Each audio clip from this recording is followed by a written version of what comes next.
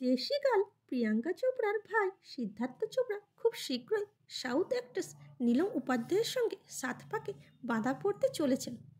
ভাইয়ের বিয়েতে প্রিয়াঙ্কা মেয়ে ও শ্বশুর শাশুড়ি সহ মুম্বাইতে এসছেন, তবে হাজব্যান্ড নিককে এখনও পর্যন্ত দেখা যায়নি।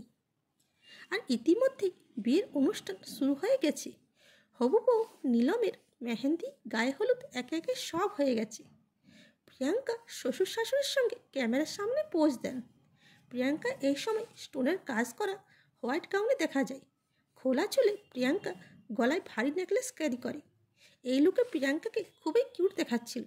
অন্যদিকে প্রিয়াঙ্কার ফাদার ইন ল ও মাদার ইন ল দুজনেই ইন্ডিয়ান কালচারে সেজে ওঠেন। খোপায় ফুল ও পিঙ্ক কালারের শাড়ি পরে ড্যানিশকেও খুব সুন্দর দেখাচ্ছিল। হোয়াইট কুর্তা পাজামা পরে ক্যাভিনও খুব হ্যান্ডসাম দেখাচ্ছিল।